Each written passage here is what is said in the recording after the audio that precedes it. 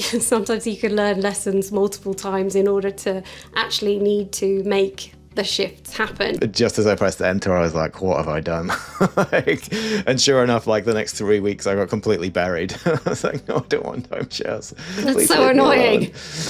Please leave me alone. So yeah. Videos about weddings and baby stuff, because the algorithm had learnt from me that I was forwarding, funny things about that, so that they're not having cognitive friction standing in front of a shelf going da-da-da, because at the end of the day, you really don't want to spend that much time in a supermarket. This is the Scale Your Business with Data podcast with Graeme Crawford of Crawford Macmillan. You're now listening to the only podcast that is designed from the ground up to bring you insights and stories from real data experts. You'll learn how to use the power of data to take your business to the next level with Graeme and his guests. They're also going to show you how the data is often the gold hidden in plain sight and how it will unblock the road to growth ahead. With the clarity of vision and inspiring leadership of change, your business should be able to make multi-million-dollar decisions in minutes, not months. So let's get started. Thanks for listening. Welcome to Scale Your Business with Data. So today I'm excited to welcome Chloe Temple, the founder of popp, a leadership consultancy that has worked with over 1,000 leaders from companies like Nestle, Unilever, and Mars. Chloe brings a unique perspective to our conversation about data-driven business decisions, having spent years as a buyer where she used customer data to influence merchandising and marketing strategies. Beyond her professional expertise, Chloe has a fascinating personal journey that includes tracking her own well-being data for over 7 years through a system she developed herself called Me We Be.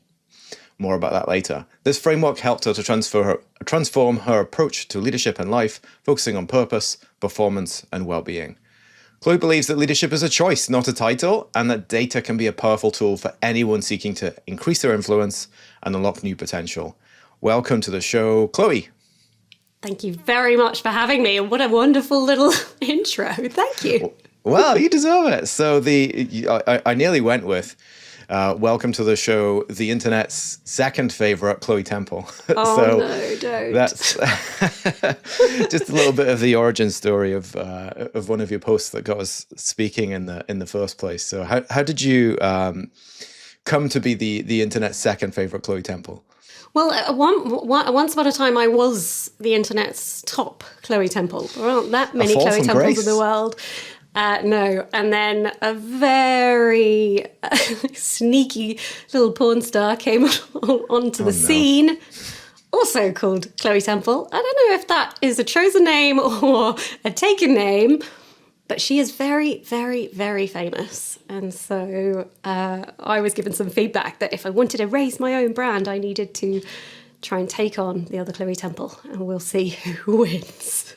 It's a very interesting SEO and Google search ranking challenge, isn't it? How have you approached it? If I'm totally honest, my initial thought was I should just change my name, and that would solve it.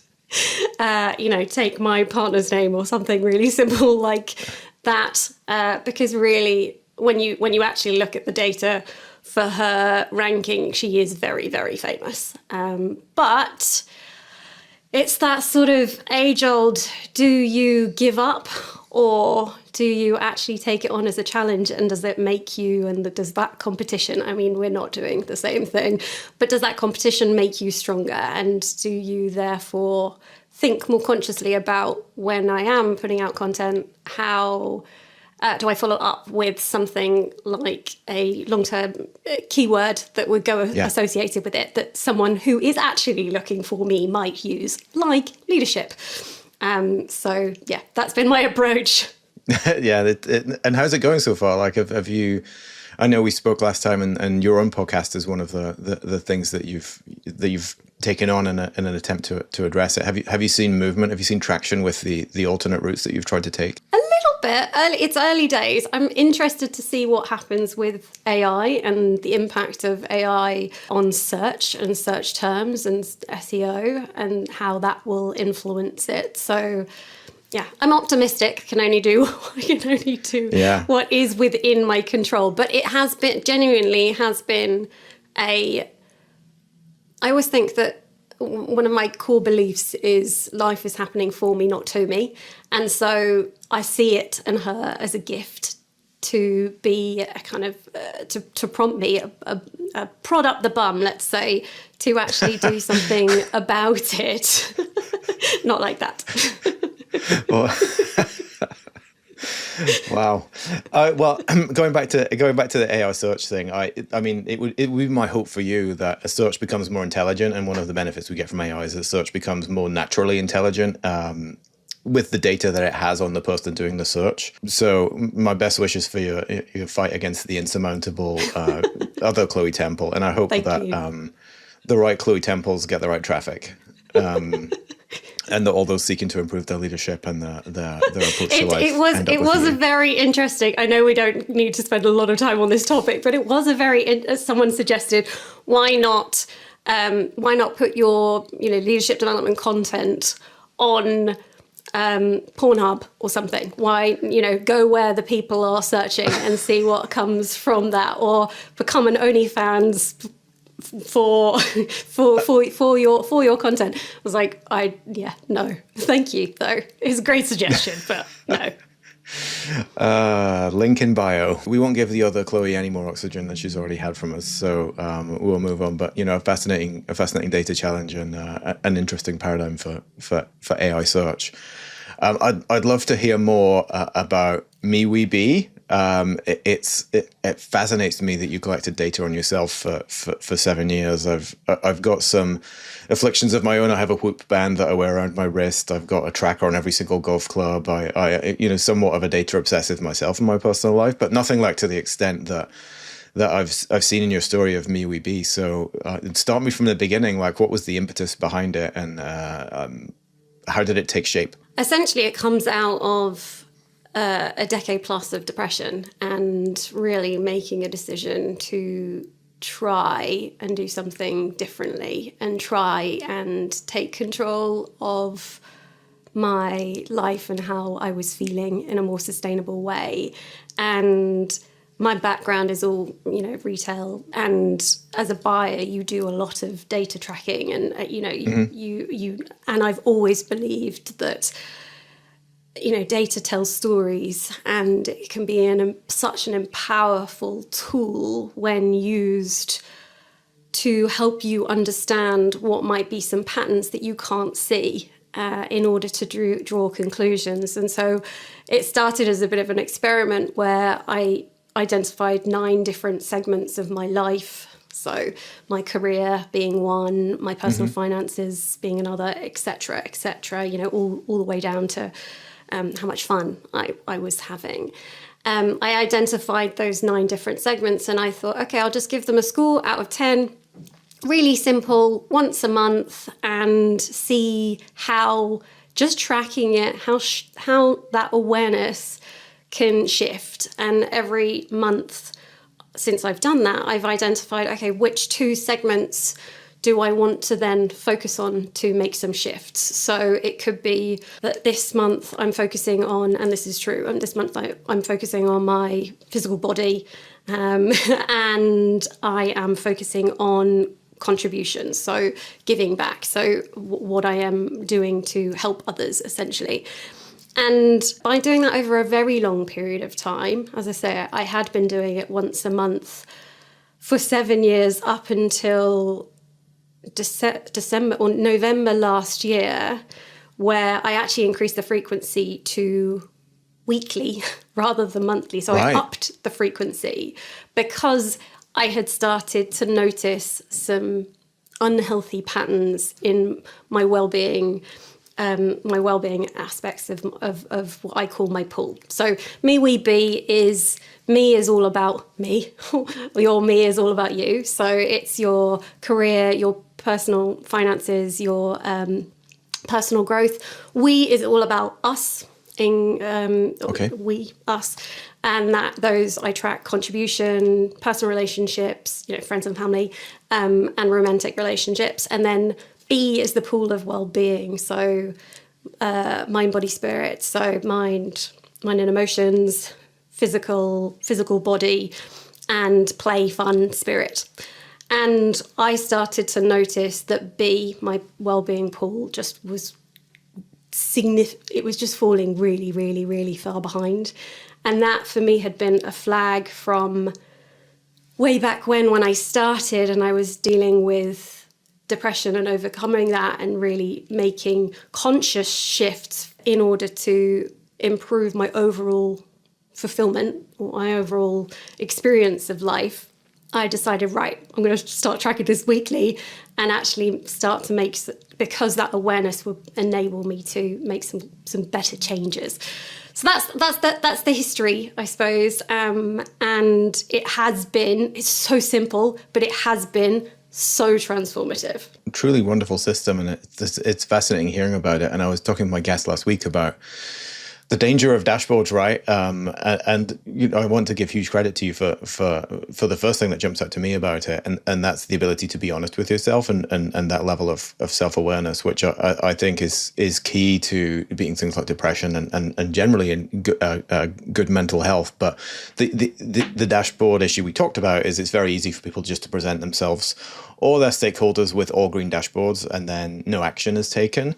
Or even a dashboard that might have a yellow or red on it, and then we don't take any action. But your system seems geared around like what specific conscious actions am I going to take in this reporting period, be it a week or a month, to make a difference, so that we can then come back to it. Can you give me a specific example? So you said this month you identified physical body was something that you work on. Like, so what specific actions have you taken, and then how subjectively or objectively are you measuring the outcomes of that? So specifically on this one, I've just started fasting. Actually, the fasting started today, so I'm doing 16, is it 16-8?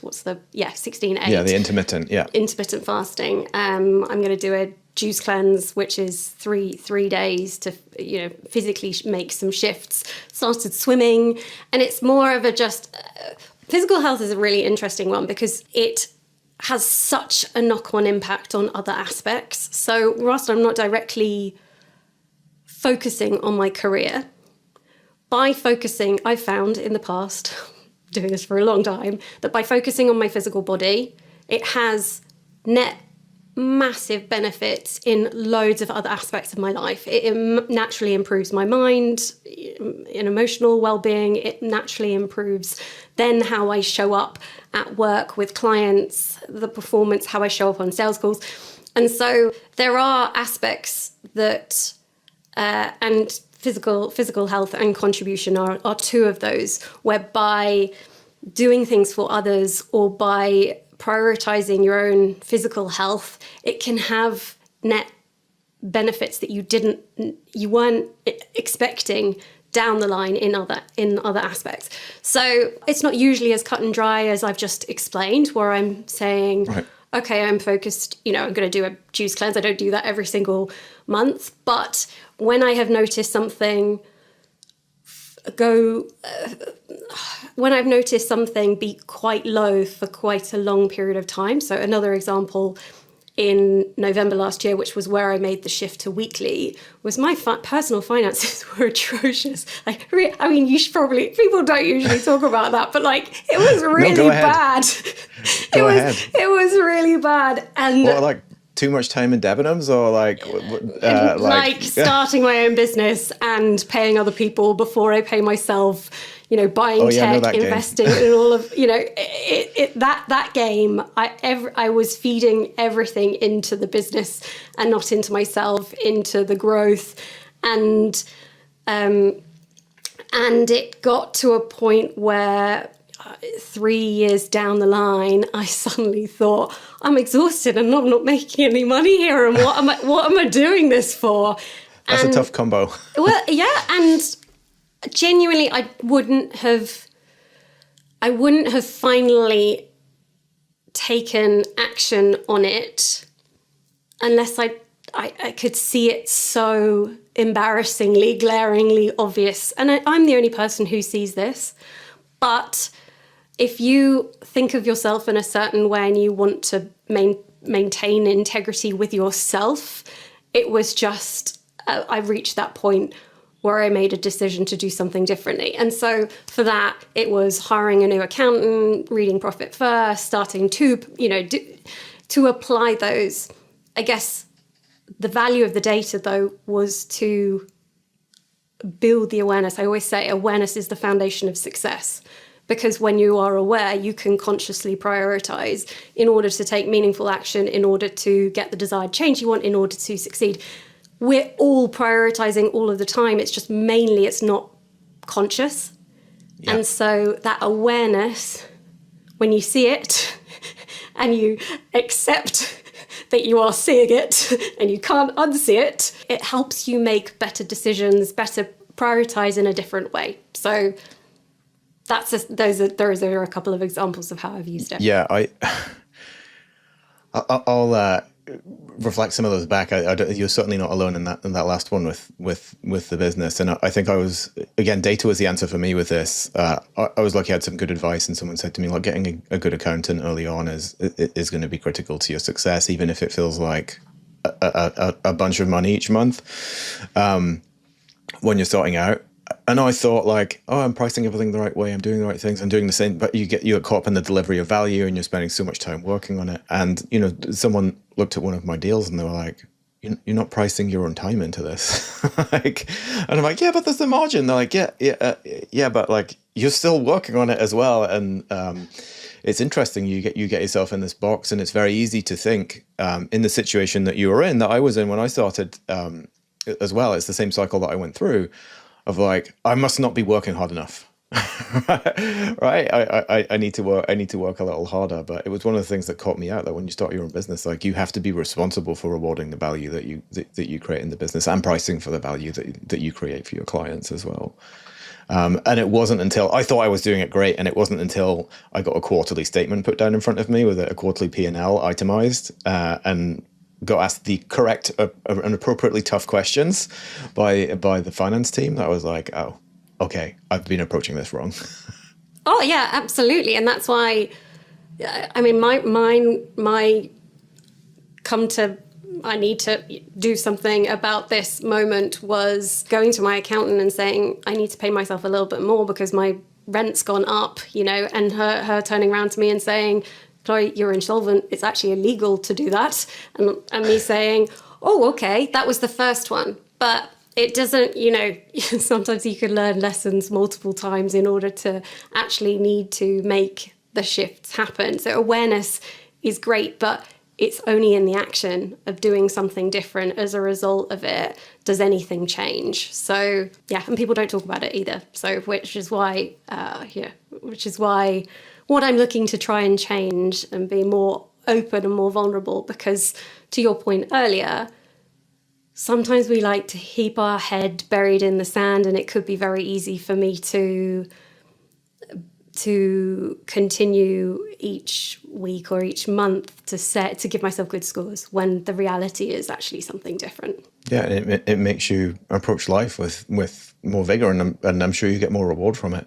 So, since you started 7 years ago, what are some of the things you've seen the biggest changes in, and particularly like starting from a place of depression? What actions have you taken that have made the biggest difference to either individual scores or the scores holistically? It's a great question.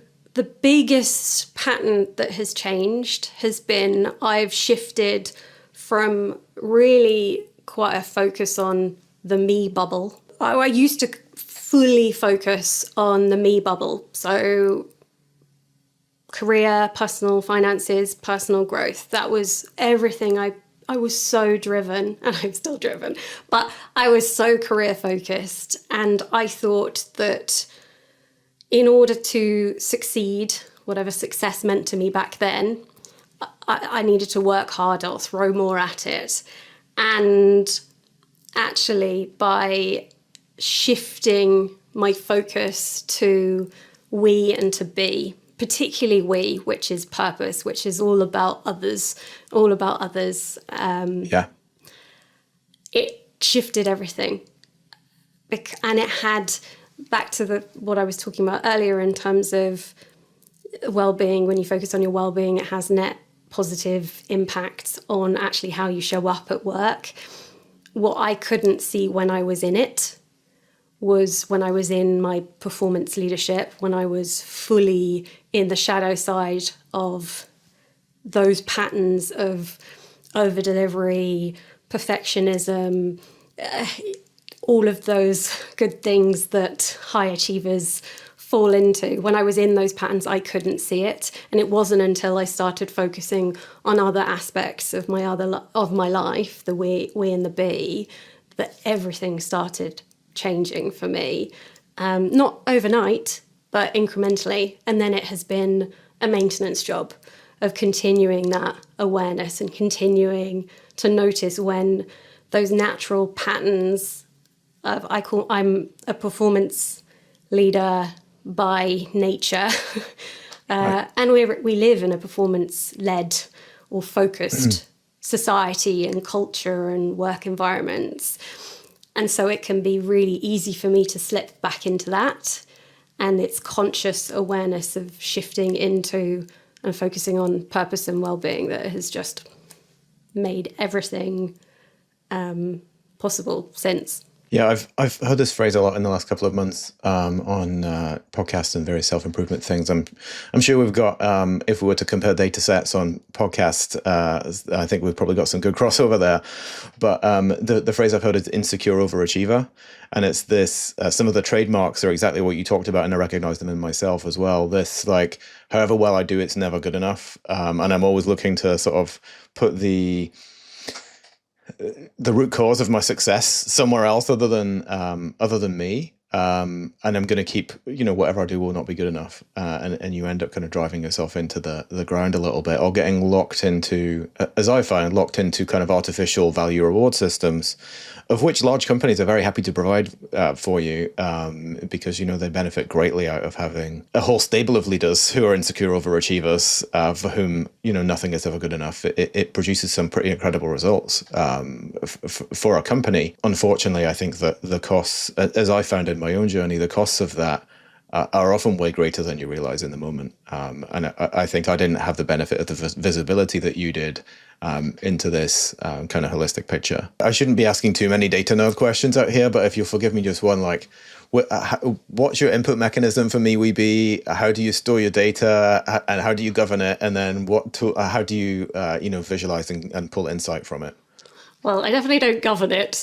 I'm not even sure how I would govern it. You do. I mean, I'm sure it's not a public access database, right? No, it's true. So it's changed over time. I actually created a pretty type form that I get a Slack notification that comes every Friday reminding me to just fill it in for myself, because otherwise I will not remember to do it. I literally go in and mark out of 10 each of the different segments. It then asks me which segments am I going to focus on, what particular actions I'm going to... It asks me some questions that I have fed it into it, and all of that goes into Airtables so I can actually physically see it visually as well. I'm a very visual person, so I like to see where things are growing at both the micro level of the different segments, but overall what is the knock-on impact that's having on the overall pool, etc. And with the rise of self-awareness and journaling, etc., everyone else is late to the party compared to you, I think, on it. But do you lead through your work? Do you lead cohorts of people through setting up their own MeWeBe? Like, have you ever considered making it available as a SaaS platform for people to subscribe to? Like, what are your plans there? I'm going to be really honest. I was so afraid to publicly talk about it because I thought someone was going to steal the idea, steal the IP. It's the origin of where the business came from. And so until extremely recently, I haven't publicly shared it anywhere because it would be so easy for anyone. It's so simple to go and put it and make it into something like that. My dream, though, has always been to partner with a university organisation to get cohorts of beyond just my clients who will track theirs, to see what can happen when people do it at a macro scale and the impact how scalable the impacts are, not just when you're in a coaching environment where you're supported by someone like me, but actually where you're using it, as I have done for the last 7 years, just on your own to be able to support changes made. So I would love to do something like that, but I haven't got round to doing it yet. I think I spent a lot of time thinking about these things, and I'm a member of a couple of communities that specifically think around how do you take an audience and convert that into a community and then convert that into a product. Shout out to Startup Empire on that one. And I would say, like, to assuage your fears a little bit on the IP, like, you already have, I'd say, a significant moat around it with not only your distribution but also your expertise and your experience and being the creator of it. I don't think, Chloe, that me or anybody else, any other random stranger from the internet, could set it up and have anything like the success that you could have with it. And I think increasingly, especially in this world of like low code and no code tools, where genuinely anybody can make anything, and more and more people could create an iPhone app or whatever else, like, I don't think they would be able to make a success with it because they don't have the distribution and the audience that you've got around it. 100%. And that's why the biggest thing that holds any of us back is mindset and a belief system that doesn't necessarily serve us. And that was mine for a very long period of time that I have now finally overcome. And I'm sorry to anyone who, I'm sorry to the people who and this is what's been so motivating to get me to shift my mind, is by keeping it just to myself to protect me or it or whatever it is, I am actually potentially negatively impacting people whose lives could change from being able to do something really simple like using it. So I'm going to stop being so selfish and get out the way of making it possible. And yeah, I mean, if someone listens to this and they're like, I know how to do all of those no code things and I can bring it to life in that way, or down the line, you never know. It's around partnering with someone to really bring it to life in a meaningful way that can create real change for people. I caught you being hard on yourself, by the way. Again, I was saying you were selfish just by protecting when actually you're just acting in your own, protecting your own interests. Selfish. So, yeah, there's nicer words for it than that. And it's not a word that I'd ever associate with you, Chloe. But the other pattern I observe, again, if I look at the data that's available to me through these communities and whatever else I'm in, the most successful folks with digital products and SaaS platforms like this actually give away like 95% of the value for free up front, and it's the 5%, and I'll tell you, so you don't have to tell yourself, like, it's you that makes it special. And that's that last 5% that people pay for, like, that's the real special sauce here. So it's not the framework or the structure or the idea. It's the person who's implemented it and changed their lives and used it to change the lives of so many other people. Like, that's what's special. I love it. So you're telling me, Graeme, I do not have to publish the 35,000 word book I wrote on it in order to make it public. I mean, that's not going to hurt. It's not going to hurt. It's not going to hurt. I'd love to switch and talk about your time as a buyer in the wonderful world of what we'd call on this side of the pond grocery stores. They've always fascinated me, stores, and I worked in personal finance for a long time, and credit card transactions were a fascinating enough piece of data, but like literally what people are buying in stores and the patterns around that has always boggled my mind a little bit, thinking about the possibilities. So what are some of the coolest things you found, like, while working in that arena? Some people think it's weird that I moved from buying, being a buyer in a grocery store and doing consumer behavior research into now, leadership development, coaching, that sort of thing. For me, though, it's completely aligned in the sense that we're talking about human behavior and understanding humans.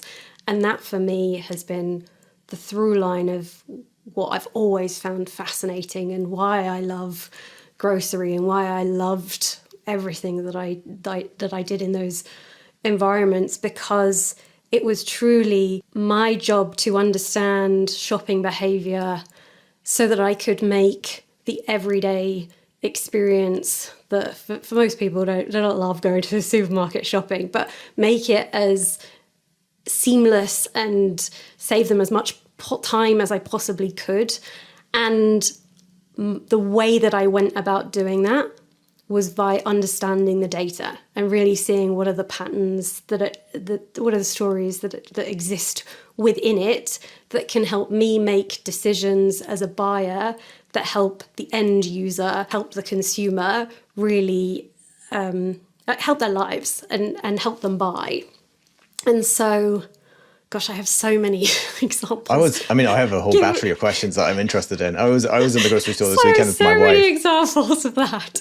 Tell me about the ends of the aisles, because we walk down the ends of the aisles because that's typically where the deepest discounts are, or the things that you're most encouraged to buy. Two observations. One observation, and one hypothesis. So one observation that we made, and this might be a uniquely American thing, everything on the end of those aisles was ultra-processed convenience food, and that might just be a statement on society more than anything else. But it was also the deepest discounts. My hypothesis on it is that's the place where there's the least competition for interest. It's the place where the suppliers are going to pay the most money and will sell the most. So those ends of the aisle get the most foot traffic in an entire store. So generally, one, it's going to be the place that you feature the biggest discounts or the best deals that you know is going to be most attractive in order for someone to impulse purchase and put into their shopping basket. A lot of that space, though, in a lot of retailers is paid for by the supplier. So it's paid for because it's a better promotional space. It gets their brand in the eyes of someone who maybe you are, like me, trying to eat more consciously and you therefore don't want to walk down the chocolate aisle. If you are in that But there it is waiting for you, lying in wait. It's there for the person who isn't going to walk and zoom. And we don't, that's not how we shop. We don't walk down every single aisle every time we go to a supermarket store.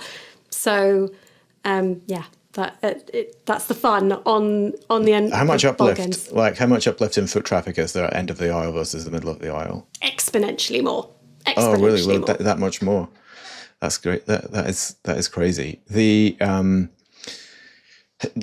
other thing, and we talked about a story related to this before. I once visited the Amazon warehouse in Richmond, Virginia, as I don't know how someone at work was able to wangle a trip. But the thing that sticks with me, well, a couple of things stick with me. One, this was probably 7 years ago in November, and there were 11 packages per second coming out at the end of the process, which is kind of incredible to think about.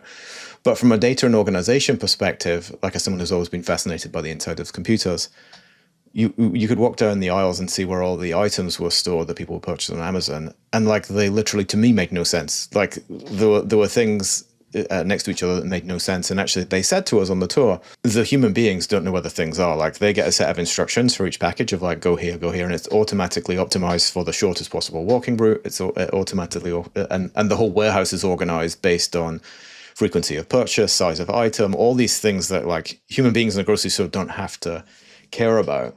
I get that it's a different paradigm when you've got people walking around looking to pick things up that aren't being guided by an app, but how do you go about choosing what goes where?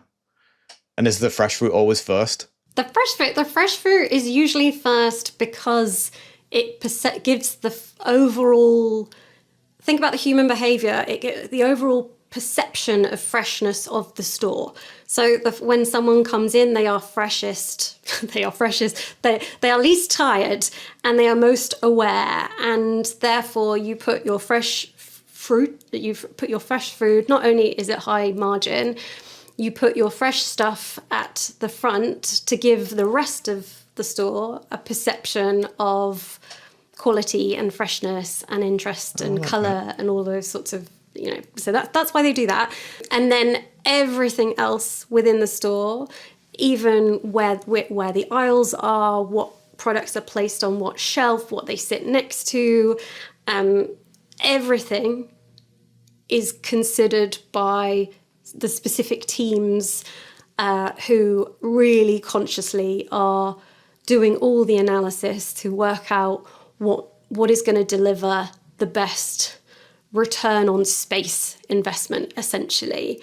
And for me, that was always a huge consideration. Let's take when I bought medicinal and vitamins for a while, and like, let's take meds for an example. With medicinal, if you go into a grocery store, you are competing against a pharmacy store with so much more space.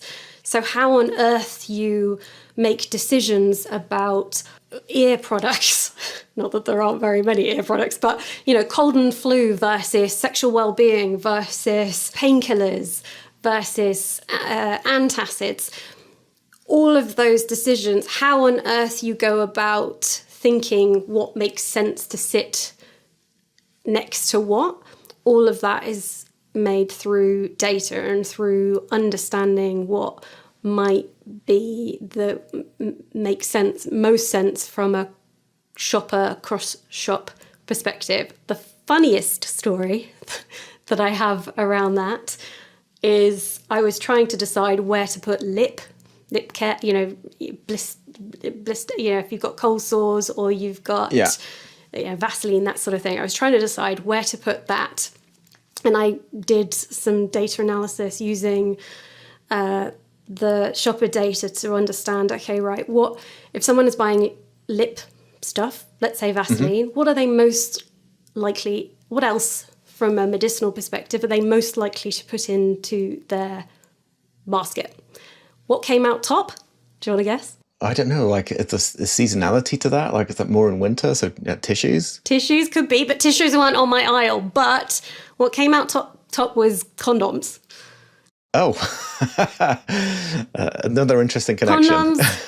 Condoms and lube. And I was like, this is so, who is doing, what is going on there? Now, you could make a decision to say that there is some sort of causation, you know, that you could say that they are correlated, or you could not. You obviously apply then your own judgment and self-judgment as to whether or not you decide that it's a good idea to place them next to each other. But there is a very, very interesting stories that those sorts of things could be, you know, can tell. So for instance, cold and flu often sits really close to hay fever, generally, because it's that sort of nasal symptoms. Similar kind of symptoms, yeah. Exactly. That's super interesting. I actually remember let me consider the base data set that you're probably working with there. Like you have frequency and volume of purchase. I guess you've got profit margin, I guess shelf life in some cases. I mean, even in medicinal, there must be some shelf life considerations as well. But then, as you said, you have to fit that into the macro shopping experience as well. And if you're just doing it for one aisle, you need to think about it in the context of all the other aisles as well. Like it's a fascinating data set.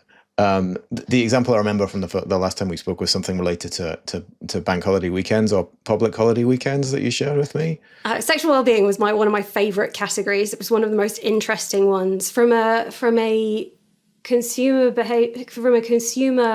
perspective. I always thought it was incredibly important area that got underlooked in terms of mental health issues that can happen. So I was just I was really, really interested in it.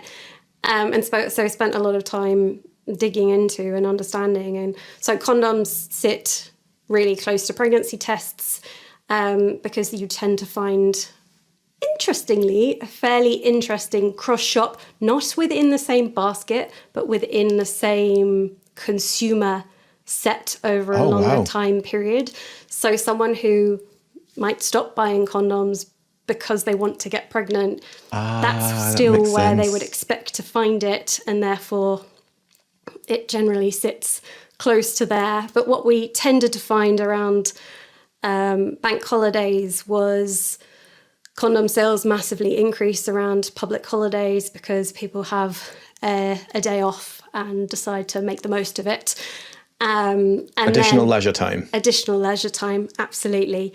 And then a month later or so, you would expect to see the pregnancy tests spike in terms of a sales spike there as people have realised, oh, right, I might be pregnant. So I always remember the stories that I used to see in the British newspapers around, like, if England were having a good run in a football tournament, like typically like 9 months after that, you'd see a spike in births. But you would have been onto that early, right? Yeah, exactly that. Exactly that. You'd been onto that early. And it's fascinating. Like I wouldn't have thought off the top of my head about the transition from one of those items to the other. Like, given that one exists to prevent the need for the second one, right? You'd think, oh, they seem to be far away, but I hadn't thought about the psychological angles of it, or the transition in need, right? That customers would go through it, and that's actually some really interesting and sensitive data, right, that you're collecting about consumers there. Like you may be onto a change in priorities within a household, like before even very close family and friends would know about it. Yeah, absolutely. And I mean, I think that's an issue that is facing us all.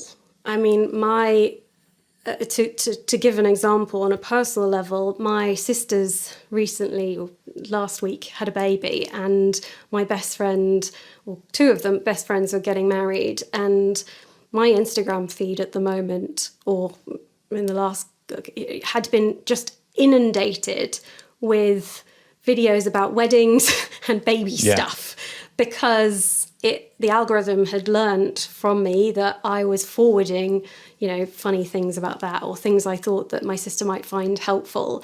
And therefore, the algorithm assumed that I was either getting married or having a baby myself. And so all I was fed was baby and wedding stuff. And it was so annoying. I cannot even tell you how annoying. It's so annoying. I ended up actually deleting Instagram for a couple of months, because I just was like, I don't want it. I'm not interested in this. And yet I'd feed the beast by wading through some baby content, and then something interesting came up, and I share it again, and I'm like, no, why? I need to stop doing this, because I'm force feeding it. So yeah, we are absolutely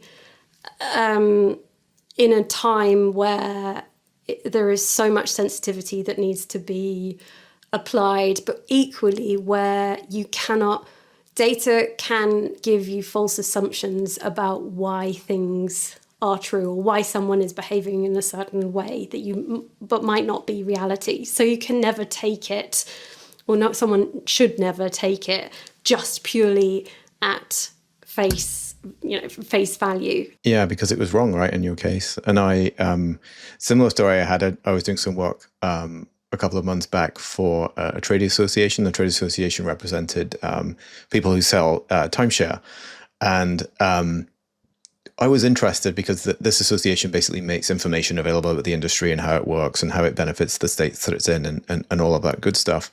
I was interested, like, and for timeshare research, they were clear number one, like back to our Google search ranking, because they're the only show in town doing it. But I was interested. I was like, I wonder where they rank for timeshare. So I opened up Google and I wrote timeshare and pressed enter. And just as I pressed enter, I was like, what have I done?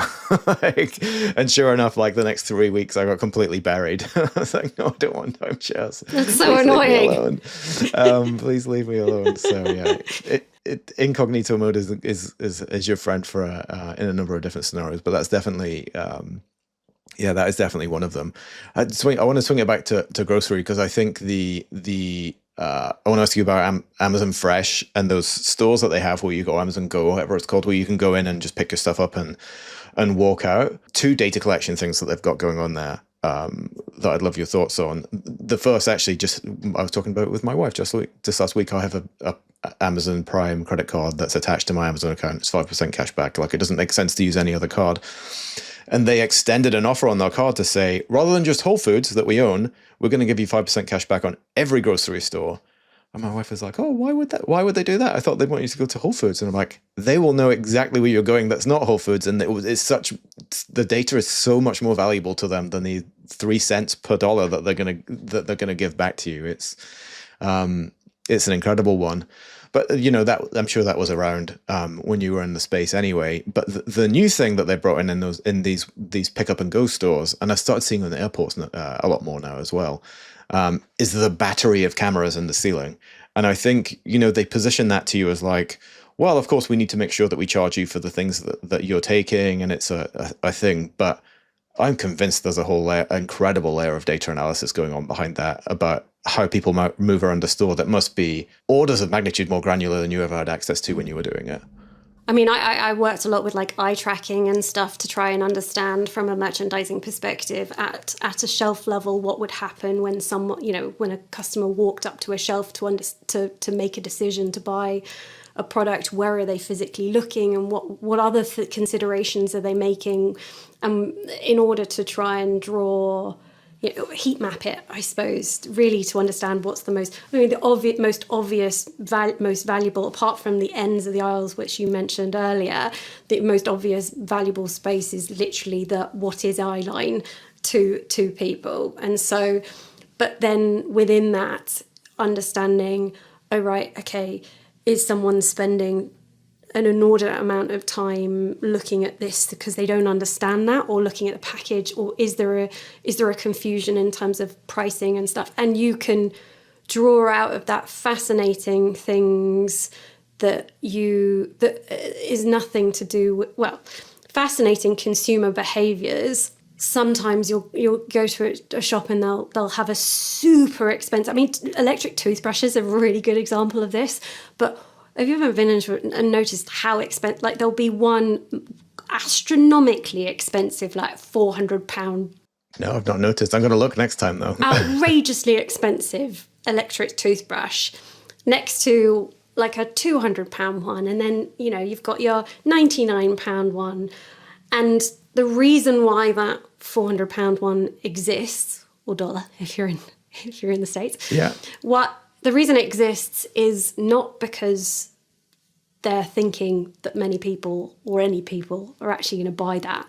It's framing. It's to make the price anchoring, right? Yeah, it's price anchoring. It's making the middle one look more like a good value, like a good deal. And so there's some really fascinating eye tracking studies that we've done that have played into those sorts of consumer behavior pieces that I would be enormously fascinated to know what Amazon are doing and how they're approaching, and even how they are pointing their cameras. Is it purely just watching, from there's so from many down, of them. but Have you is it seen like the at array? you, or is it looking at your, face tracking and all those sorts of things? Because when I was doing those sorts of, the eye tracking, they're in environments where someone has signed off that they're happy to come in and be like a fake shopper. They're artificial buying environments, whereas Amazon in that case has the opportunity theoretically to do it in the wild. Yeah. And we all know that when your behavior is being observed, you change it, right? So, and just to complete the sci-fi reality of it, you scan in with your palm print, certainly the ones over here as well. But have you seen the array of cameras they have on the roof? It's like every square inch of the roof is covered in camera, all pointing to different. It's really something else. Yeah. Oh, and I wasn't in those roles when AI was around that could actually navigate the data. But, that would have all been very, very, or when AI was popularly used, let's say. It's not. Yeah. Whereas now it would be unbelievable with the right training how it can, support you to get insights from that. That, at the end of the day, it can feel from a consumer perspective like unnerving and like you're being watched. But at the end of the day, it can deliver some really positive outcomes. My whole intent with understanding shoppers was really around how do I make their lives as easy as possible, so save them their most valuable resource, which was their time, so that they can get in and out, so that they're not having cognitive friction standing in front of a shelf going da da da, because at the end of the day you really don't want to spend that much time in a supermarket. No, and that's a win-win outcome, right? It's a win for the supermarket, and it's a win for the consumer as well. And those are the great things that we love to chase. Just as we get towards wrapping up now, like what are some of the things that either individuals or companies get wrong when they're approaching like collecting data to inform their business or their personal development, given that we've covered both? For me, I think the biggest thing you could get wrong is actually not using it, or not it. it's ignoring it. I see this a lot with, particularly in organizations where, they'll put out employee surveys and try and understand, how engaged the teams are. And they do that because they're ticking a box, but then they don't do anything different with the understanding. And their people have taken a lot of time to, fill it out. And so for me, the benefit of awareness is in the action that's taken from it, whether or not that's me understanding my own personal, and doing my own tracking. If I take the time to measure it, I might as well do something different as a result. So the do nothing is probably the biggest, almost common one that exists. And then it's when it's used for malintent. We are navigating really challenging times with, and no one really has the answers. And intent is therefore really, really important.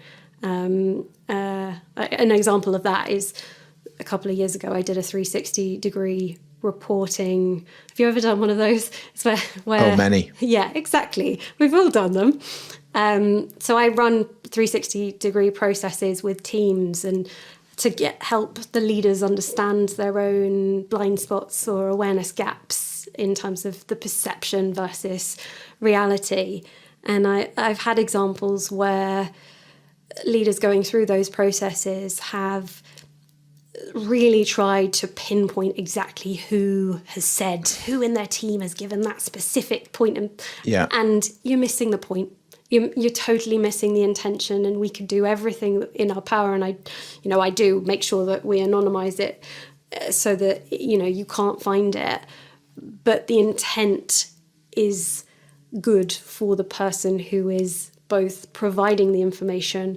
It needs to be for the person who is receiving it as well. And obviously you can design it so you have as much anonymity as you possibly can do.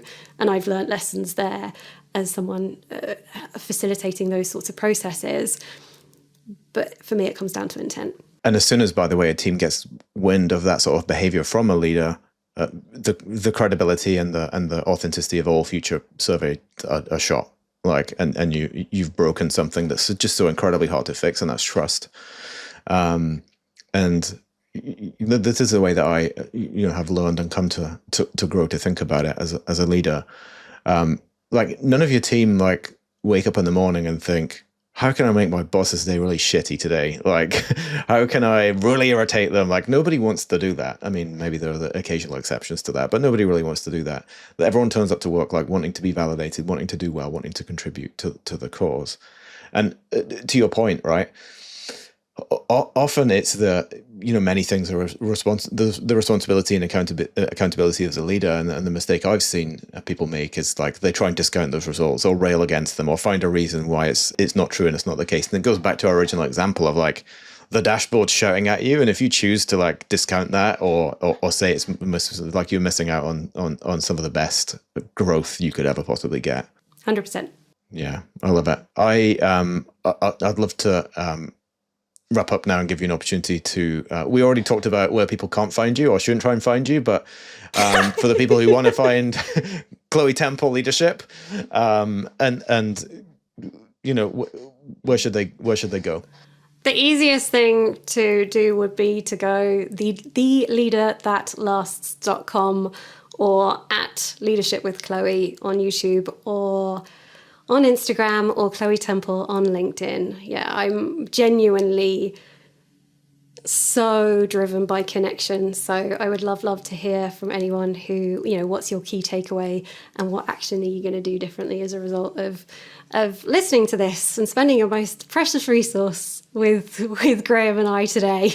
Action is always the key, right? And, I've, in preparation for this, had the privilege of enjoying more than a few of your YouTube videos, and I think there's so much gold in there, and they're really valuable to listen to. So definitely back everyone and encouraging you to go and check those out as well. I have had such a great time getting to know you, Chloe, just both before and as well as during this.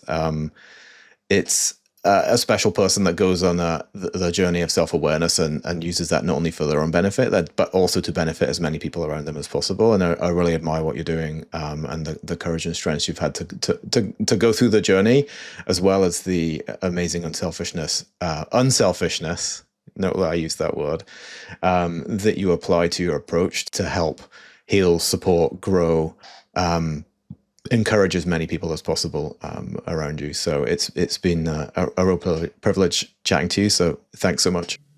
You are so welcome. I've absolutely loved it. All right, I'll catch you soon.